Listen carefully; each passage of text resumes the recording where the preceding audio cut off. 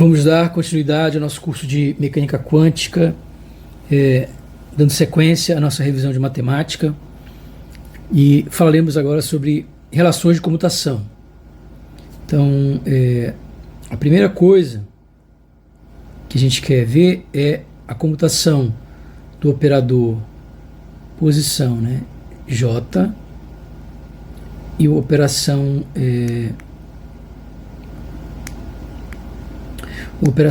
o operador momento K, né? Ok? Então, onde o que seria esse J, né? Esse J pode ser aqui, posso ter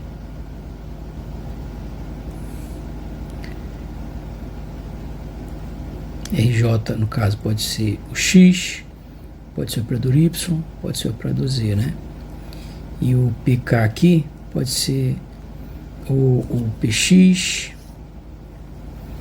o operador PY, o operador PZ, ok? Pode significar um desses aí. Então, para a gente fazer esse cálculo, a gente tem que começar. Basta fazer para um, né? Porque os outros são iguais, né? Então, por exemplo, posso fazer X e PX, aí o YPY e o ZPZ é a mesma coisa. Então não preciso fazer, né? É análogo, né? Não tem nem sentido. Ok, vamos fazer só para o X aqui então. Aqui a função de onda em função da posição.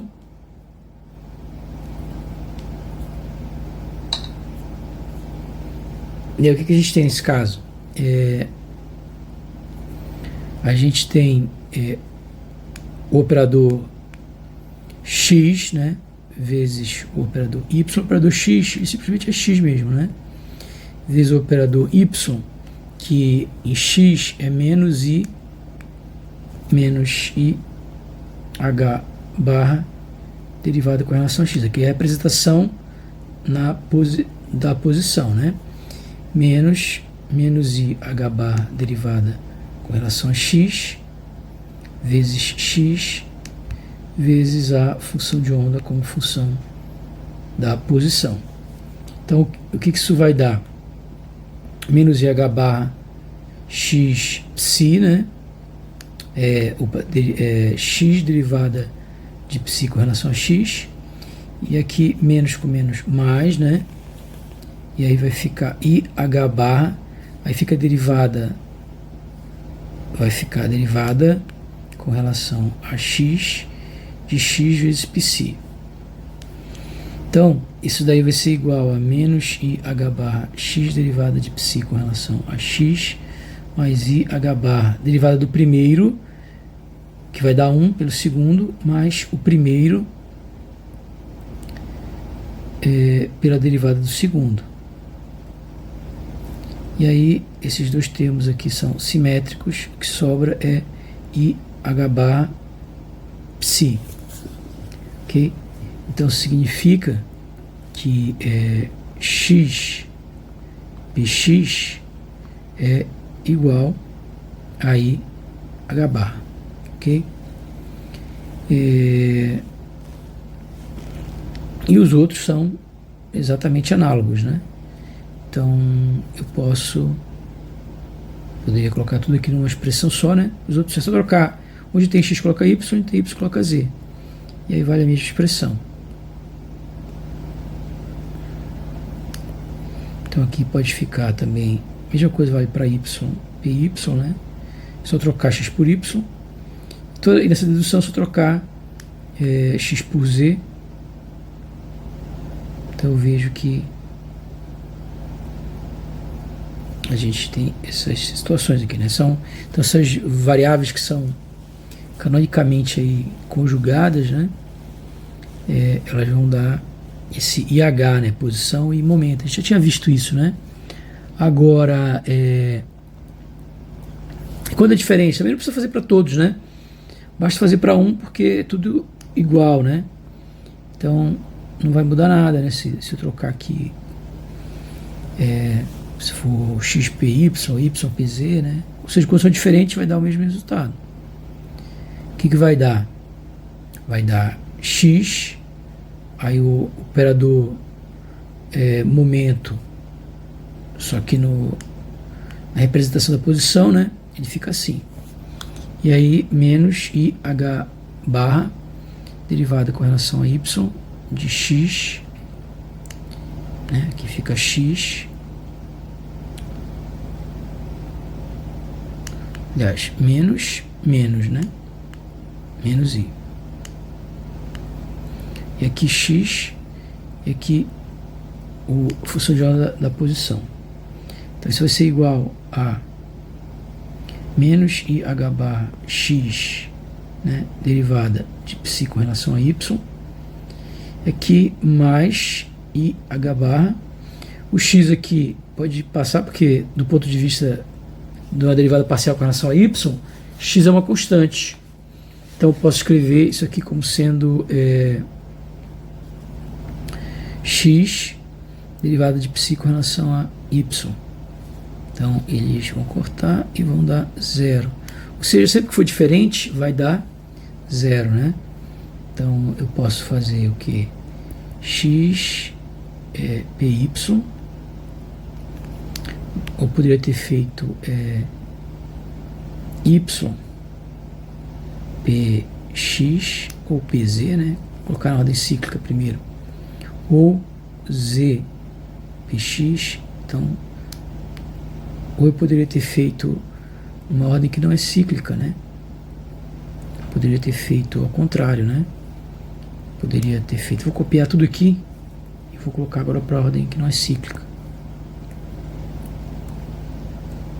Posso fazer também para a ordem que não é cíclica, né? Vou colocar aqui z, x, y. Todos esses casos vão dar 0, né?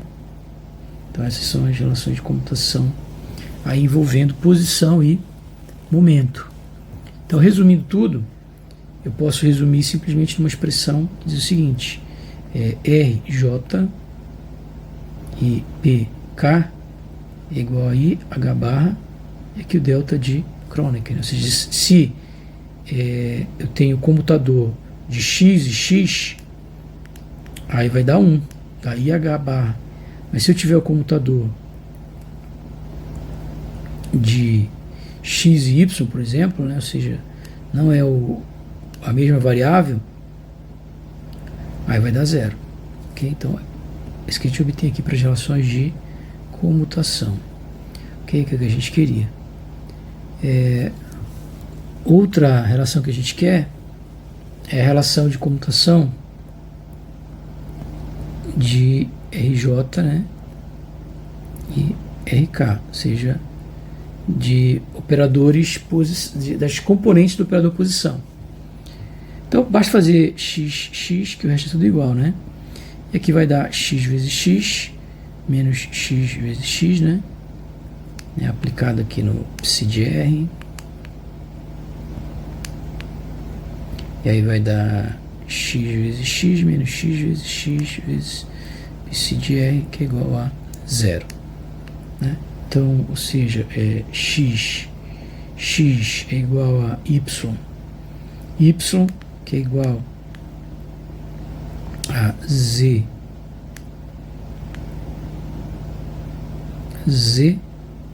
que é igual a 0, ok? E aí a gente tem isso daí, ok? O que mais que a gente vai ter? E se for diferente? Se for xy, basta fazer 1, né? Porque aí todos os outros são iguais, mesma coisa. Psi r vai ser igual a xy menos y vezes x psi r. Então vai ser igual a 0. Ou seja, eu vou colocar isso aqui, ó, que é em todos os casos, né? Ou seja, se eu fizer para R, não adianta, né? Se eu fizer para R, qualquer dois operadores, duas componentes de operador posição, o comutador deles, não interessa quais, se são iguais, se é diferente, não interessa nada. Sempre vai dar 0. Ok. Agora, vamos pegar o P. E se eu pegar o P agora?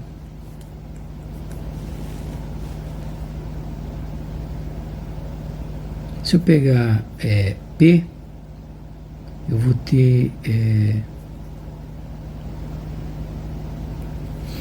aqui P, aqui é P, eu posso pegar o PX e o PX, né? Então, nesse caso aqui vai dar, todos eles têm menos IH cortado, né? Então vai ficar multiplicando nos dois, vai ficar menos IH cortado ao quadrado, que interessa é o que vai aparecer aqui dentro, que é a derivada com relação a x, vezes a derivada com relação a x, menos a derivada com relação a x, vezes a derivada com relação a x. Obviamente que isso vai dar zero. E aí y e z é a mesma coisa. O que vai mudar quando for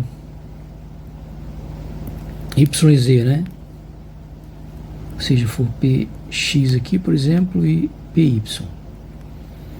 Nesse caso, vai ter menos IH cortado ao quadrado, né? Vai ficar aqui, vai ficar derivada com relação a x, e aqui derivada com relação a y.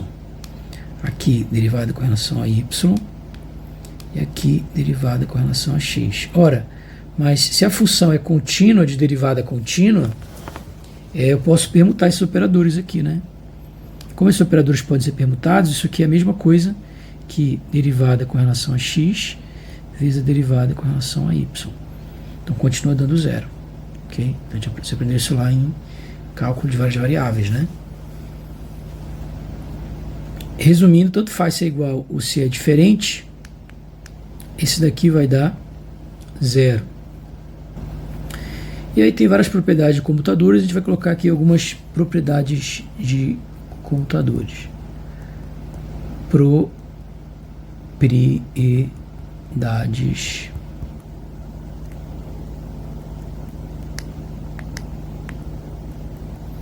de comutadores.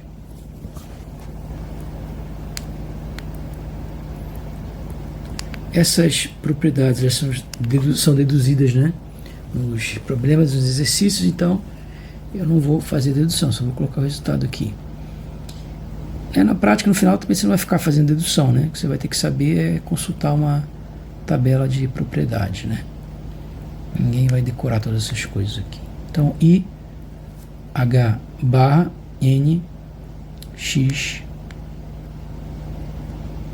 a N, né? Ou seja, se eu colocar aqui o X a N, né? Aqui é só eu colocar a derivada dele aqui, né?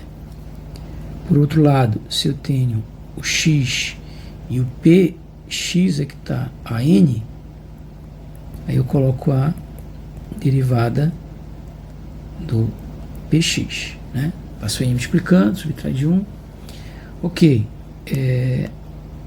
Se eu tiver um f de x e tiver aqui um p de x, isso aqui vai ser igual a i h barra derivada de f de x, né? Então a gente vê que com relação ao operador x, então a gente observa que isso aqui é um caso particular, né? Assim como esse aqui é um caso particular do próximo que eu vou mostrar, que é se eu tiver, aliás, esse aqui já é também um caso particular, né? Quando é no segundo, fica a mesma coisa, né? Tanto faz, né? Porque o computador você pode simplesmente escrever aí com no X ou no P, né? Não vai fazer diferença. Ok? Então, isso daqui funciona também, né, se eu fizesse aqui x é uma função de px, e aí eu teria a mesma coisa, né? IH barra derivada de f de px com relação a px. E uma última propriedade que diz que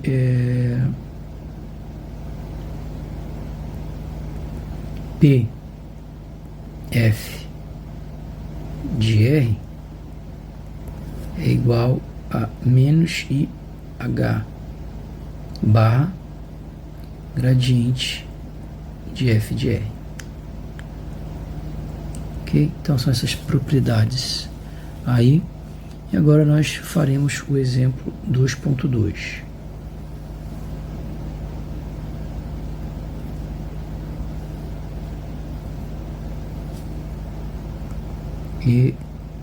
Exemplo 2.20, né? Desculpa. 2.20.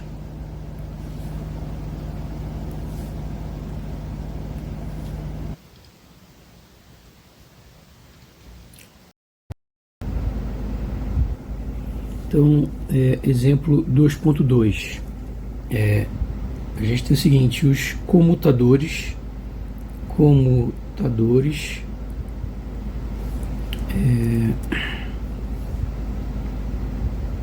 são independentes da representação. Então é isso que a gente quer verificar, ok? Os computadores são independentes da representação. Então, o que a gente vai fazer aí?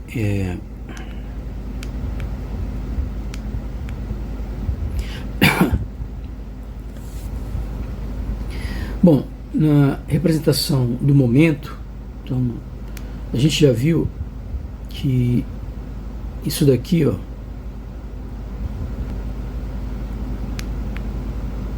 é igual a IH barra, isso na representação, a gente fez isso aqui na representação da posição, né? Representação da posição. Mas se eu fizer na representação do momento, esse comutador aqui, ele vai ficar diferente? É isso que a gente quer verificar agora.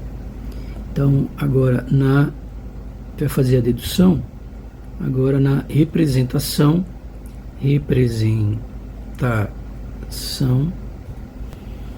do momento. Então, na representação do momento, o que a gente tem é que esse comutador aqui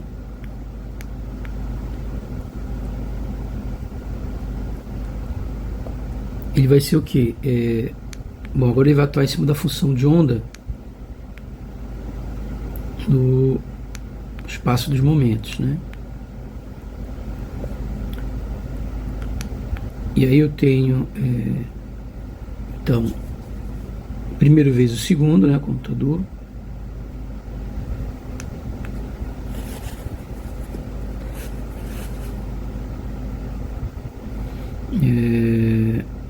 Aqui.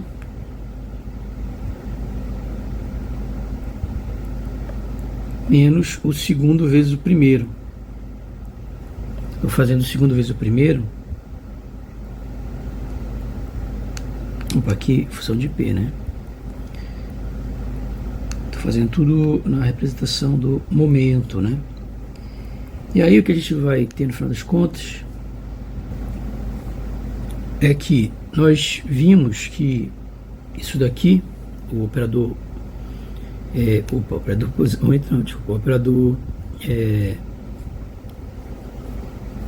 operador posição, né, no espaço dos momentos.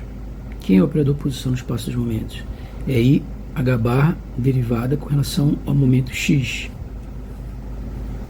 E quem é o operador T no espaço dos momentos. O operador P no espaço dos momentos, ele é simplesmente Px mesmo, né? Operador Px. Então eu posso reescrever isso daqui como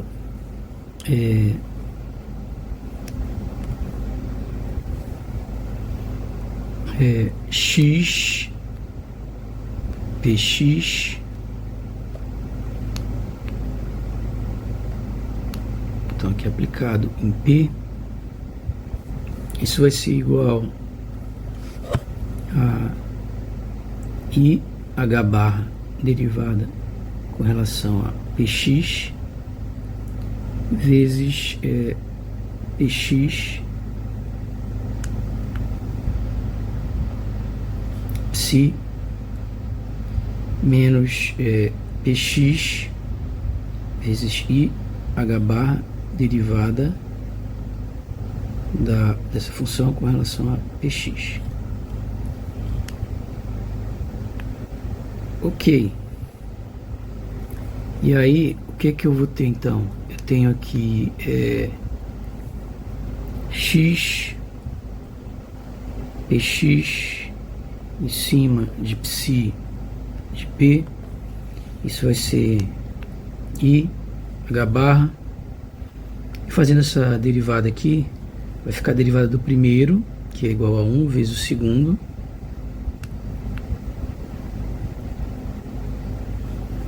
mais o primeiro vezes a derivada do segundo.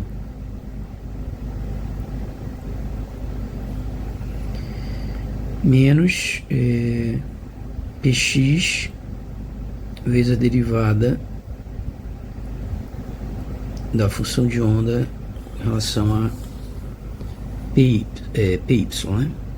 Bom, esses dois aqui vão se cancelar. Eu vou ter então que o x Px vezes psi de P é igual a I H barra vezes psi de P. Então daqui eu concluo que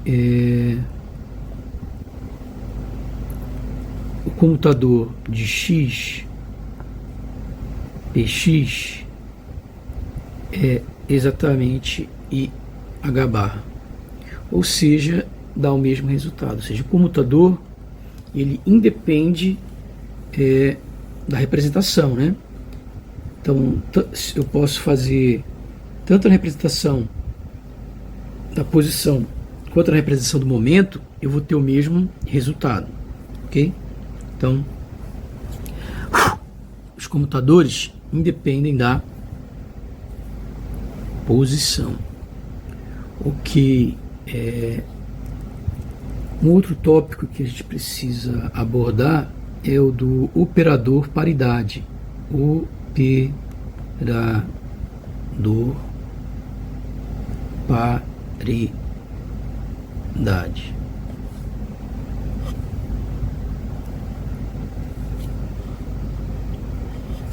Então, o que eu vou ter aqui com relação ao operador paridade? Então, o operador paridade, ele tem um outro nome também, tá? Ele pode ser chamado de inversão, né? Ou inversão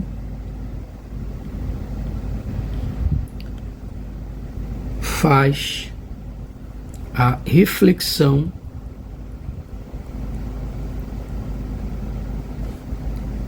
espacial sobre a origem. Ok? Então, basicamente, se eu tenho aqui o eixo XYZ, ele reflete aqui para cá, reflete para cá e reflete para lá, né? Então, é basicamente isso que ele faz a reflexão em torno da origem. Então, se eu pego esse operador de paridade, que a gente vai simbolizar por esse P estilizado. Se ele atua sobre R, ele simplesmente inverte o sinal de x, y, z. Ok? Bom, quem é o dual disso aqui? Se eu for fazer aqui o dual, quem é o dual? O dual é o Bra R, e aí eu tenho o P aqui, que é o P adaga, e que obviamente isso aqui é igual a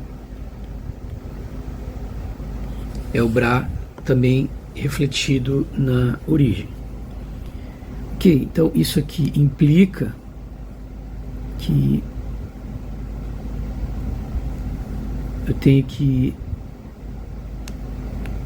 o P, se eu for falar em termos de função de onda, né, ele é aplicado na função de onda, ele transforma essa função de onda numa função de onda na posição menos x menos y menos z. Ele inverte, né, o x, y e z. Basicamente é isso que o operador de paridade faz. Ele pega um objeto e troca o x por menos x, troca o y por menos y, troca o z por menos z. Ok, ou seja, ele faz uma reflexão espacial sobre a origem. O operador, né? Digamos que a função de onda fosse, né, tem a função de onda aqui assim, tipo aquela que a gente viu mesmo, né? A, aí aqui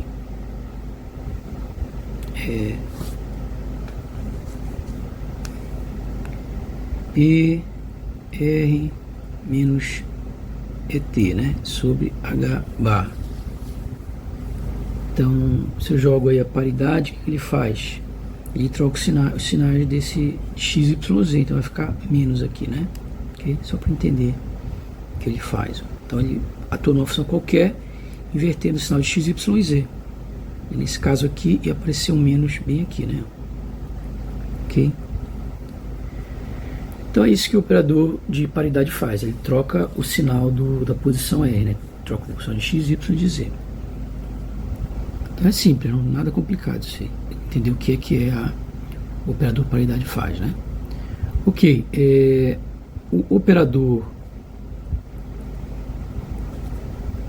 paridade é hermitiano. Ele é hermitiano, ok? O que quer dizer o operador paridade ser hermitiano? O operador paridade ser hermitiano quer dizer que ele é igual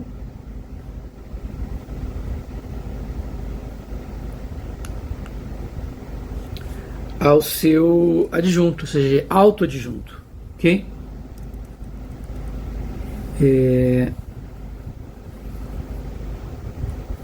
Então vamos tentar enxergar isso aí, né? Então, se eu tenho aqui φ, o operador paridade, psi, isso aqui é igual a integral, né? Aqui, φ, a gente já acabou de ver isso aqui, né? Viu em aulas anteriores. Isso daqui é igual a φ conjugado P psi de R. E aí, o que a gente verificou é que isso daí é igual a integral, né, de volume de conjugado de φ, e aí o P sobre psi, o que ele faz simplesmente é trocar o sinal da posição do sistema, né? No caso aí da partícula, né? Ok, e aí a gente tem o seguinte, o jacobiano, né? Fazendo o jacobiano da transformação, eu tenho que derivada de x' com relação a x, derivada x' com relação a y, derivada de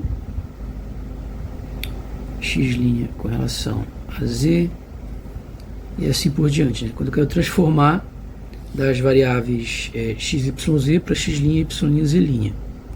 Então, vamos ver o que acontece nesse caso. Bom, isso aqui é uma fórmula matemática que a gente conhece bem, né? Então, só estou escrevendo ela aqui.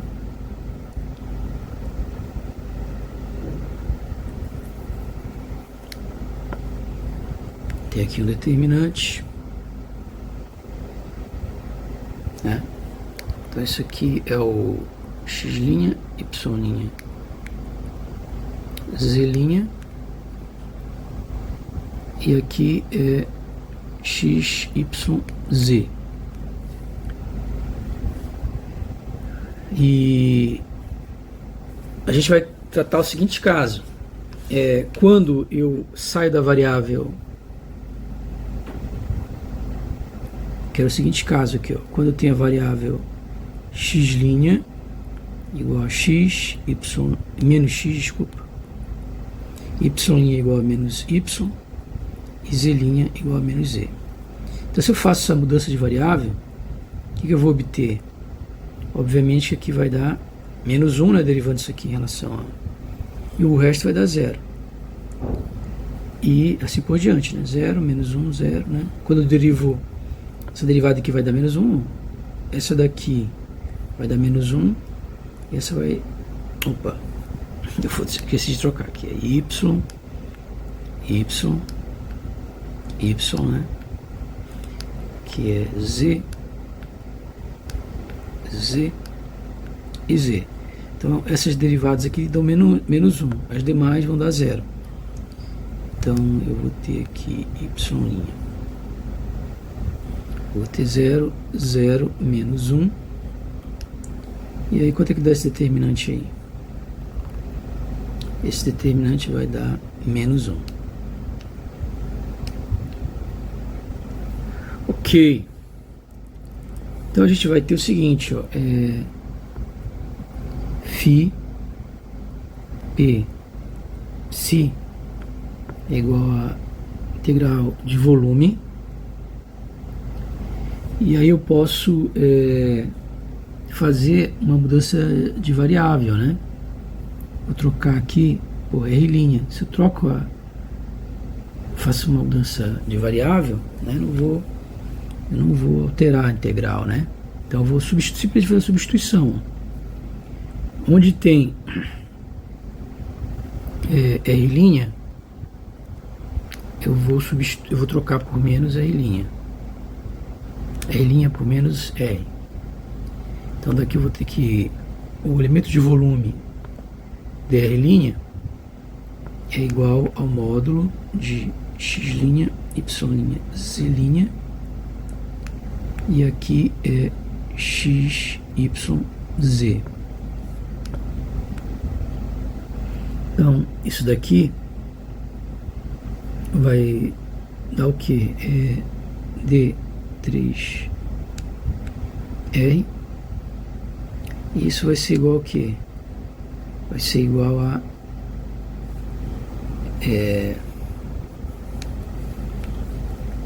menos 1, como a gente já viu ali, módulo de menos 1, D3R. Seja igual a D3R. Então, se eu vou substituir aqui, ó. E aqui eu vou ter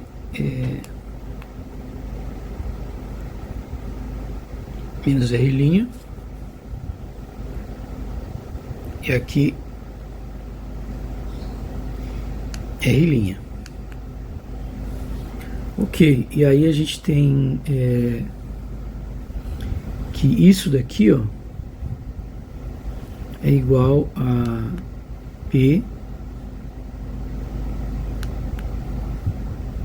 psi R', né? E no final, conjugado, esse conjugado aqui. E aí, substituindo, o que eu vou encontrar então é que isso daqui é igual a posso tirar esse asterisco em evidência, né? Tirando o asterisco em evidência, eu vou ter D3R'. Esse cara aqui vai ter que ter o asterisco, porque ele vai ficar em evidência, né? O conjugado. Vou colocar um conjugado aqui fora, então por isso que eu vou ter que colocar um conjugado nele. Vou tirar um conjugado em evidência. E aí eu vou ter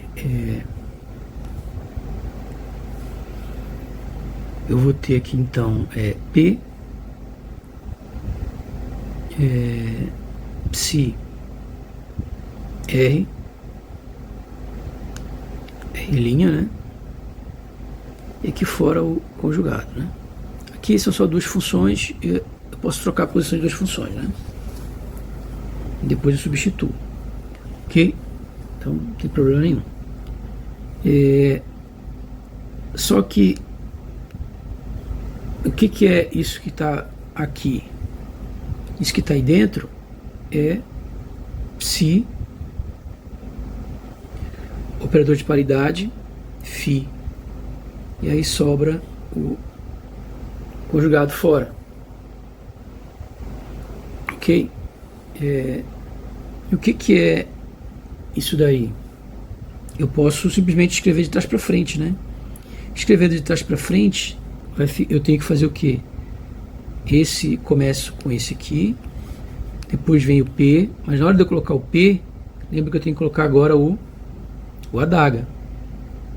Aí eu finalizo com esse, né? A gente vai ver aquela regrinha. E boto um asterisco. Só que eu já tenho um asterisco, né? Já tenho um conjugado.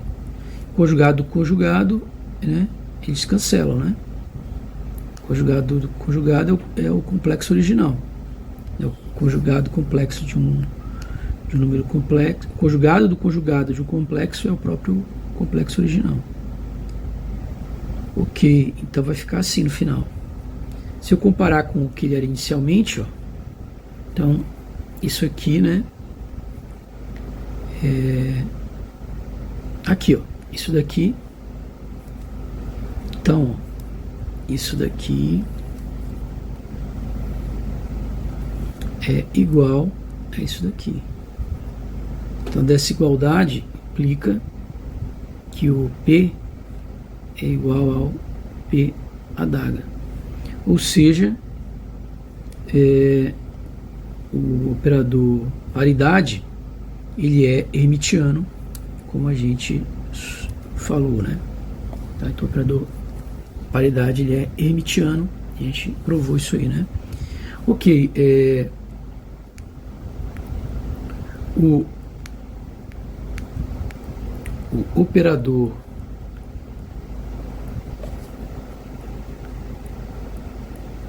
paridade é unitário, ok? Então, o operador paridade é unitário. Então vamos provar isso aí, né? Ou seja, se eu jogo o operador paridade em cima de um ket R, ele dá menos, ele dá o ket menos R. Então daqui, se eu jogo ele duas vezes, né, em cima de R, então quer dizer que eu vou jogar, é como se eu estivesse jogando ele uma vez em cima de menos R, que por sua vez é como se eu estivesse jogando uma vez em cima de menos R, né, que por sua vez vai dar o próprio R. E o R, na verdade, é I vezes R, né? Posso escrever sempre qualquer coisa como ela vezes a identidade. Porque vai dar o P em cima de menos R, vai inverter o sinal, vai dar R. Mas R e R é a mesma coisa.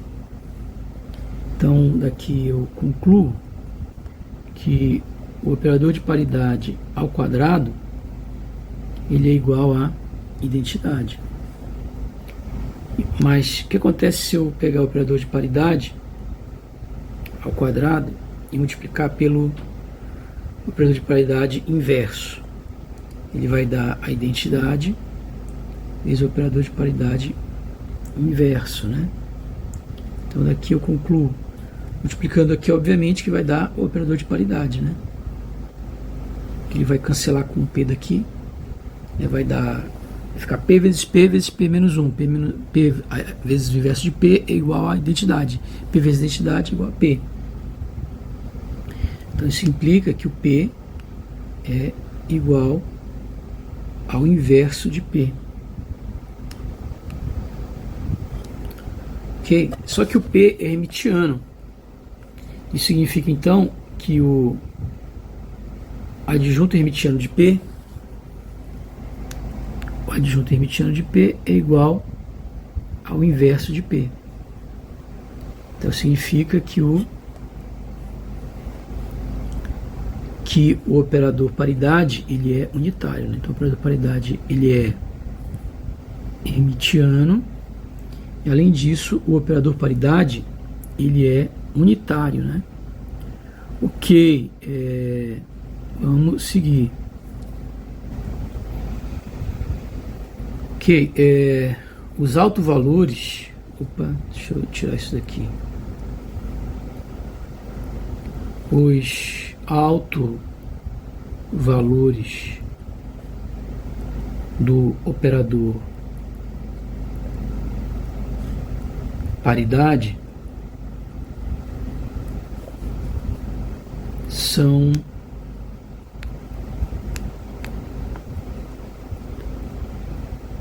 mais ou menos 1, ok? Então se eu faço aqui, ó, paridade em cima de psi, isso é igual a lambda psi. Então isso implica que esse operador paridade ao quadrado sobre psi, ele vai ser o que? Bom, um dos psis vai dar lambda psi, um dos p dá lambda psi, sobra outro operador paridade. Então fica um operador paridade, né? Quando eu aplico o primeiro, ele dá lambda, e esse lambda eu posso colocar onde eu quiser. Ele pode vir aqui para depois do operador. Então fica assim. E aí, obviamente, então, se eu aplico... E aí, esse aqui de novo dá lambda de novo. Vezes lambda dá lambda ao quadrado, né? Psi. Então aqui eu tenho que... Só que o operador paridade ao quadrado como nós vimos, ele é igual a identidade. Então fica a identidade vezes isso aqui é igual a lambda ao quadrado, né? Então daqui a gente conclui que essa equação de alto valor é bem simples, né? É só fazer aqui 1 menos lambda, 0, 0, 1 menos lambda igual a 0. Daqui a gente conclui, então,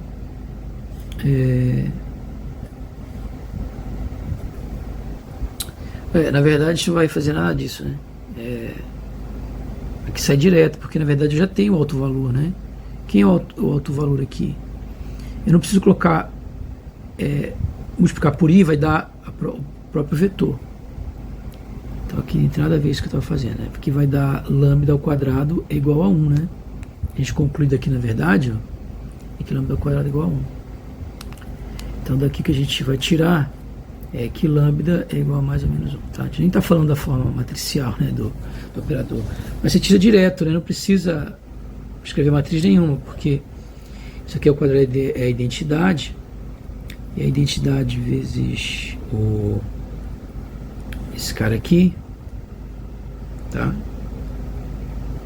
Então não vamos fazer confusões aqui, né? Vou dar mais um passo aqui. Obviamente que é o próprio psi. Então daí eu concluo, obviamente, que o quê? Que lambda é igual a 1, né? Então como lambda é igual a 1, lambda ao quadrado, né?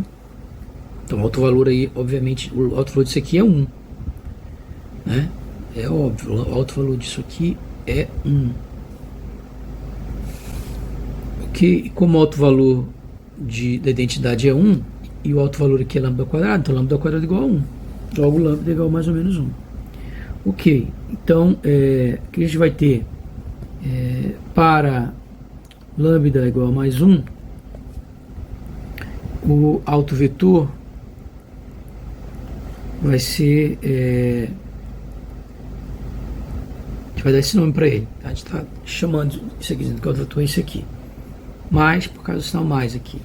E quando for menos, a gente vai colocar o sinal menos aqui, ok?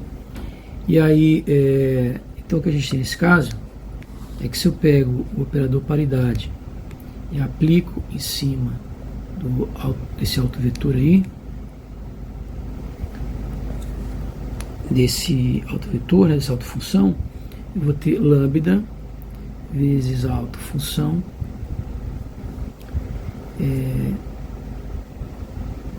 só que isso aqui vale 1, né, o autovetor. Então a gente vai ter que, nesse caso, quem é aplicando isso aqui, ó, aplicando isso aqui vai dar isso daqui, quem é? Menos R, né? Porque o P, o operador paridade, ele troca o sinal da posição. Então daí eu concluo que isso daqui, ó, menos R, é igual a isso aqui, R. Ora, o que é isso aí?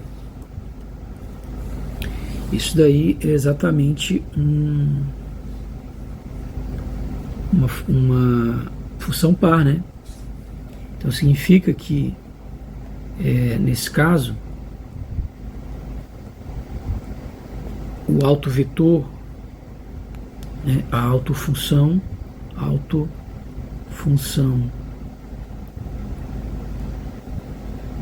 é par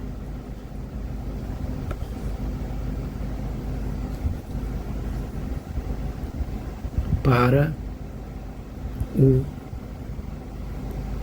alto valor lambda igual a 1, ok? Agora, o que vai acontecer para o lambda menos 1? É tão parecido que eu vou ter que copiar aqui, ó. Deixa eu poder deixar como exercício para vocês provar que é ímpar, né? Mas eu vou fazer, só vou trocar aqui, ó, para não gastar muita tinta de caneta. Menos, aqui menos, aqui menos, aqui menos, né? Aqui no caso menos, aqui menos 1, né? Aqui vai ficar menos, vai inverter, né? Então vai ficar aqui menos e aqui vai ficar menos, né? Vai ficar menos aqui, que é esse menos daqui. E esse menos que é o símbolozinho de autovetor do alto valor menos 1. Ok, então o que a gente observa, isso aqui é exatamente a definição de função ímpar. Então a autofunção aqui é ímpar.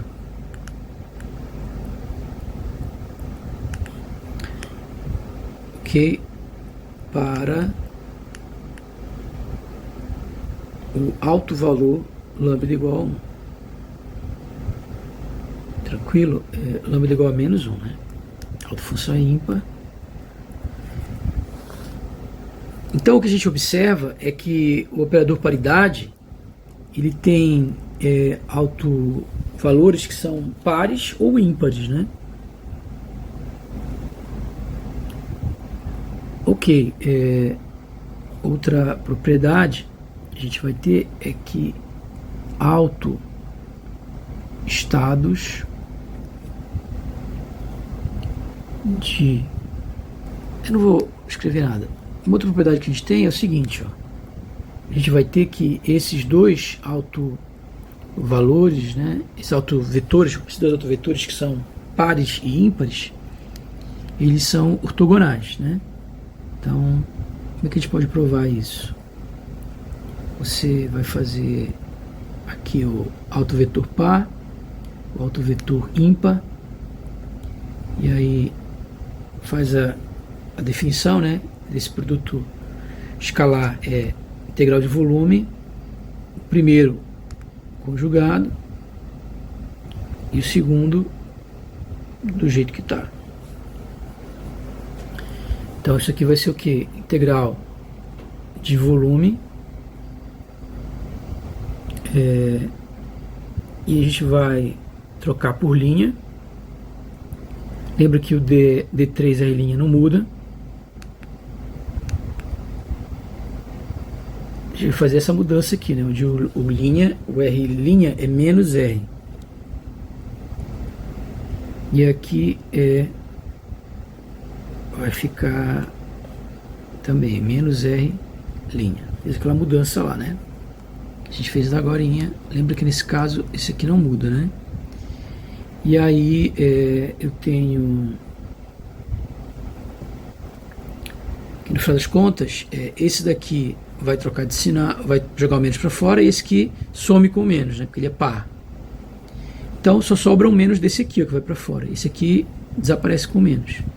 Então fica D3R'.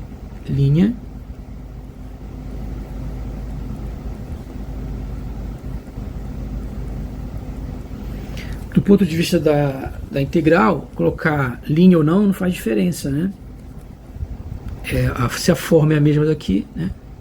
Então não vai fazer diferença. Porque só faltou aqui o asterisco, né?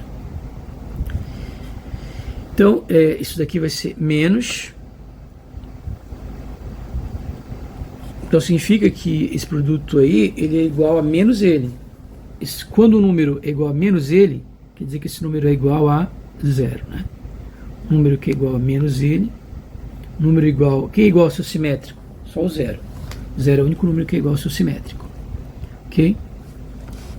Então, no final tem uma base ortonormal, né? Onde eu tenho sempre alguns que são...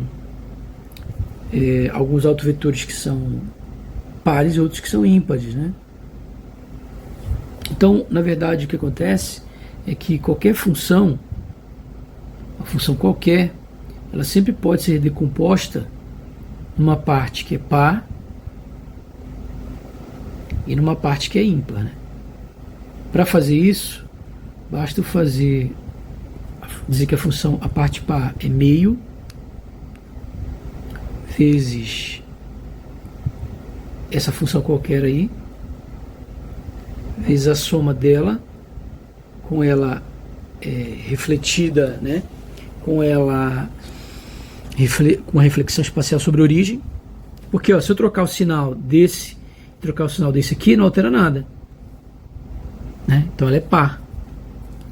E a função ímpar seria metade, a mesma coisa, né? Só que em vez de mais, você coloca um menos, ó. Por que isso aqui vai dar ímpar? Porque se eu trocar o sinal desse e desse aqui, desses dois R's, vai trocar o sinal aqui. Exatamente, mas ela continua com o mesmo, continua idêntica, mas com o sinal trocado. Então ela é ímpar. E se eu somo essas duas, ó, dá exatamente a função original. Então, isso é uma coisa bem conhecida na matemática, né? Toda função pode ser decomposta numa parte par e numa parte ímpar. Basta a parte par é a semissoma e a parte ímpar é a semidiferença, né, de R e menos R. Okay? Isso aí é matemática, né? Matemática básica, elementar, né? Então daí, uma coisa que a gente observa é que quando eu tenho aqui o operador partição,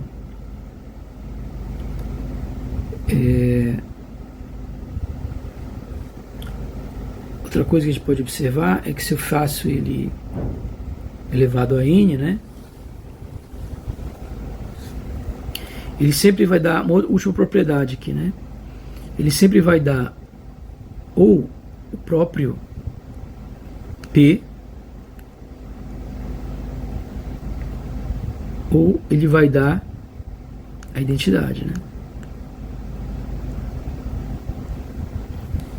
Por exemplo, quando o n é igual a 1, ele vai dar P. Quando o n é igual a 2, ele dá I. Então aqui é quando o n é ímpar, né? E aqui é quando o n é par, né?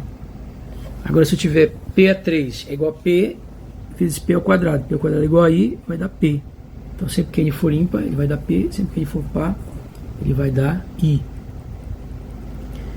Bom, o vídeo já está bastante longo. Eu vou encerrar aqui e a gente continua no próximo vídeo.